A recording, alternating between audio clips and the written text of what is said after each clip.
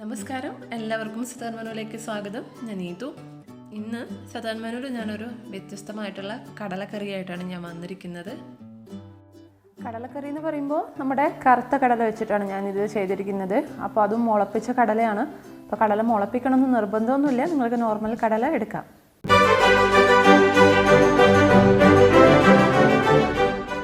ഇപ്പോൾ റെസിപ്പിയിലോട്ട് പോകുന്നതിന് മുമ്പേ നിങ്ങൾ ആദ്യമായിട്ടാണ് ഈ ചാനൽ കാണുന്നതെങ്കിൽ സബ്സ്ക്രൈബ് ചെയ്യണേ. കൂടെയുള്ള ബെല്ലൈക്കൻ മറക്കാതെ ക്ലിക്ക് ചെയ്യുക. ഞാൻ അടുത്ത പ്രാവശ്യം വീഡിയോ അപ്ലോഡ് ചെയ്യുന്ന സമയത്ത് നിങ്ങൾക്ക് നോട്ടിഫിക്കേഷൻ കിട്ടുന്നതായിരിക്കും. അപ്പോൾ നമുക്ക് റെസിപ്പിയിലോട്ട് പോവാം. നമുക്ക് ആദ്യം തന്നെ കടല ഒന്ന് വേവിച്ചെടുക്കണം. ഞാൻ കുക്കറിലാണ് കടല വേവിക്കുന്നത്. അപ്പോൾ ഞാനിവിടെ 3 പിടി കടല ഞാൻ എടുക്കുവാണ്. അതായത് മുളപ്പിച്ച കടലയാണ് ഞാൻ എടുത്തിരിക്കുന്നത്. നിങ്ങൾക്ക് വേണമെന്നുണ്ടെങ്കിൽ 8 മണിക്കൂർ കുതിർത്ത കടല യൂസ് ചെയ്യാവുന്നതാണ്, ഒരു കുഴപ്പമില്ല. പിന്നെ മുളപ്പിച്ച കടലയാണെങ്കിൽ കുറച്ചുകൂടെ ഹെൽത്തി ആയിരിക്കും, അത്രയേ ഉള്ളൂ. അപ്പോൾ നമ്മൾ ഈ കടലിനെ ഒന്ന് പ്രഷർ കുക്ക് ചെയ്ത് വേവിക്കണം. ഞാൻ മുളപ്പിച്ച കടല ആയതുകൊണ്ട് ഞാൻ അധികം വേവിക്കുന്നില്ല. ഞാൻ ഏകദേശം ഒരു മീഡിയം ഫ്ലെയിമിൽ 2 വിസിൽ വരുന്നത് വരെ മാത്രമേ ഞാൻ വേവിക്കുന്നുള്ളൂ. അപ്പോൾ നിങ്ങൾക്ക് വേവ് അധികം വേണമെന്നുണ്ടെങ്കിൽ, അതായത് നന്നായിട്ട് വെന്ത് കിട്ടണമെന്നുണ്ടെങ്കിൽ കുറച്ചധികം നേരം വെച്ച് കൊടുക്കുക. ഒരു 3 മുതൽ 4 വിസിൽ വരെ വേവിച്ചെടുക്കുക. ഞാനിപ്പോൾ ഇതിലേക്ക് ആവശ്യത്തിന് വെള്ളം ഒഴിച്ചിട്ടുണ്ട്. ഒരുപാട് വെള്ളം ഒഴിച്ചിട്ട് ഇത് വേവിക്കരുത്, കാരണം നമ്മൾ കുറച്ച് തിക്കായിട്ടാണ് കറി ഉണ്ടാക്കാൻ പോകുന്നത്. അപ്പോൾ ഇതിലേക്ക് ആവശ്യത്തിന് ഉപ്പ് കൂടെ ചേർത്തിട്ട് ഒന്ന് വേവിച്ചെടുക്കുക.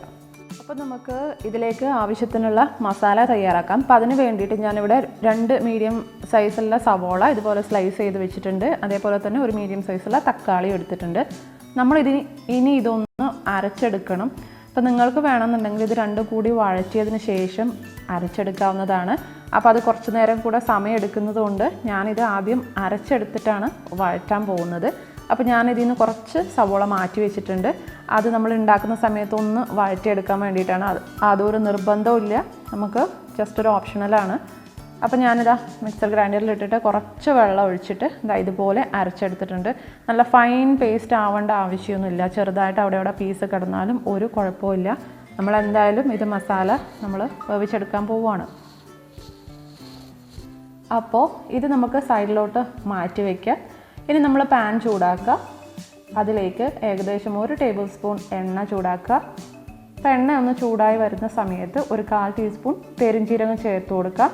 നിങ്ങൾക്ക് പെരുംജീരകത്തിൻ്റെ ടേസ്റ്റ് ഇഷ്ടമല്ല എന്നുണ്ടെങ്കിൽ അത് ഒഴിവാക്കാം, നിർബന്ധമൊന്നുമില്ല. നമ്മൾ പെരുംജീരകം ചൂടായി വന്ന സമയത്ത് നമ്മൾ മാറ്റി വെച്ചിട്ടുണ്ടായിരുന്നല്ലോ കുറച്ച് സവോള, അത് ഇതിലേക്ക് ചേർത്ത് കൊടുക്കാം.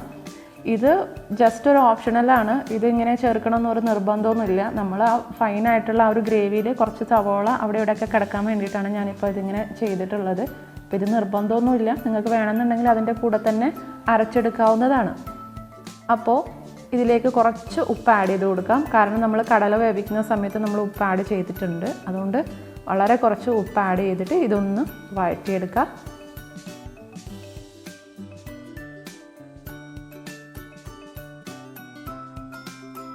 സവോള ഇനി കുറച്ച് നന്നായിട്ട് വഴണ്ട് വന്ന സമയത്ത് നമുക്കിതിലേക്ക് പച്ചമുളക് ചേർത്ത് കൊടുക്കാം. പച്ചമുളകിൻ്റെ എണ്ണം ഓപ്ഷണലാണ്. ഞാനിവിടെ ഒരു എരിവുള്ള, അതായത് അത്യാവശ്യം നല്ല വലിപ്പമുള്ള പച്ചമുളക് ഞാൻ ചേർത്ത് കൊടുത്തിട്ടുണ്ട്. നല്ല എരിവുള്ള പച്ചമുളകാണ്. അപ്പം നിങ്ങൾ എരിവിനനുസരിച്ചിട്ട് അതൊന്ന് അഡ്ജസ്റ്റ് ചെയ്ത് കൊടുക്കുക. അതേപോലെ തന്നെ ഒരു പിടി കറിവേപ്പില കൂടെ ചേർത്തിട്ടുണ്ട്. ഇനി ഇത് രണ്ടും നന്നായിട്ടൊന്ന് വഴറ്റിയെടുക്കുക. അതൊന്ന് മൂത്ത് വരുന്ന സമയത്ത് നമുക്കിതിലേക്ക് ഇഞ്ചി വെളുത്തുള്ളി പേസ്റ്റ് ചേർത്ത് കൊടുക്കാം. 1 ടീസ്പൂൺ ഞാൻ ചേർത്ത് കൊടുത്തിട്ടുണ്ട്. ഇനി അതിൻ്റെ പച്ചമണം മാറുന്നത് വരെ നന്നായിട്ടൊന്ന് വഴറ്റിയെടുക്കണം. അപ്പോൾ അത് പ്രത്യേകം ശ്രദ്ധിക്കുക, ഇല്ലാന്നുണ്ടെങ്കിൽ നമ്മൾ ലാസ്റ്റ് കറി വെക്കുന്ന സമയത്ത് അതിൻ്റെ പച്ചമണം അങ്ങനെ നിൽക്കും. അതുകൊണ്ട് നന്നായിട്ട് വഴറ്റാൻ ശ്രദ്ധിക്കുക. സവോളയാണെങ്കിലും ഇഞ്ചി വെളുത്തുള്ളി പേസ്റ്റ് ആണെങ്കിലും നന്നായിട്ട് വഴറ്റിയെടുക്കുക.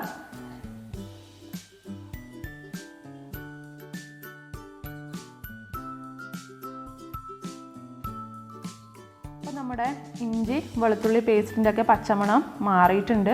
ഇനി ഇതിലേക്ക് നമ്മൾ അരച്ചു വെച്ചിരിക്കുന്ന അരപ്പ് കൂടി ചേർത്ത് കൊടുക്കാം. അപ്പോൾ അതാ അത്യാവശ്യം നല്ല തിക്കായിട്ടാണ് ഞാൻ അരച്ചെടുത്തിരിക്കുന്നത്. അപ്പോൾ ഇതിൽ ചേർത്തിട്ട് നന്നായിട്ടൊന്ന് മിക്സ് ചെയ്ത് കൊടുക്കണം. അപ്പോൾ ഒരു കാര്യം പ്രത്യേകം ശ്രദ്ധിക്കുക, നമ്മളിത് വഴറ്റാതെയാണ് ഇതിലേക്ക് ആഡ് ചെയ്തിട്ടുള്ളത്.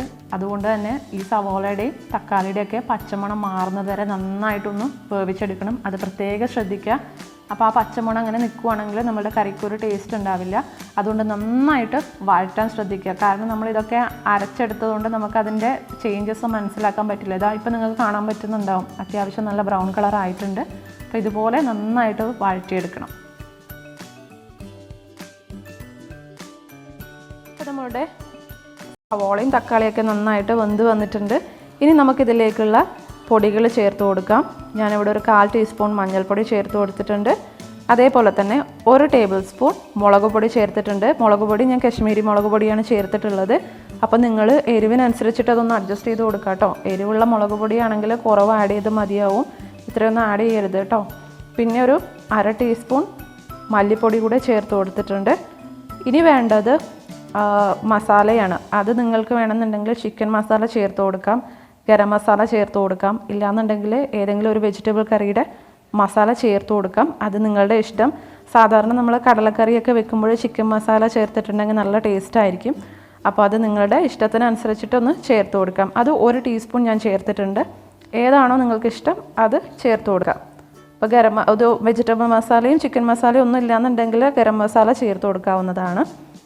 ഇനി എല്ലാം കൂടി നന്നായിട്ട് മിക്സ് ചെയ്തിട്ട് ആ പൊടികളുടെ പച്ചമണമൊക്കെ ഒന്ന് മാറുന്നത് വരെ ഇതൊന്ന് വഴറ്റി കൊടുക്കണം.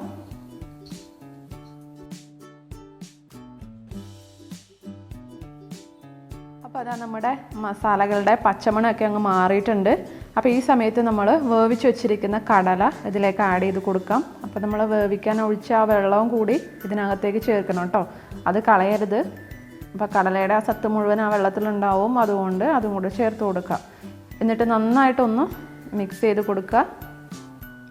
ഈ സമയത്ത് നിങ്ങൾക്ക് ഉപ്പൊന്ന് ടേസ്റ്റ് ചെയ്ത് നോക്കാം. അപ്പോൾ നമ്മൾ കടല വേവിക്കുന്ന സമയത്ത് കുറച്ച് ഉപ്പ് ആഡ് ചെയ്തിട്ടുണ്ടായിരുന്നു, സവോള വഴറ്റുന്ന സമയത്ത് കുറച്ച് ഉപ്പ് ആഡ് ചെയ്തിട്ടുണ്ടായിരുന്നു.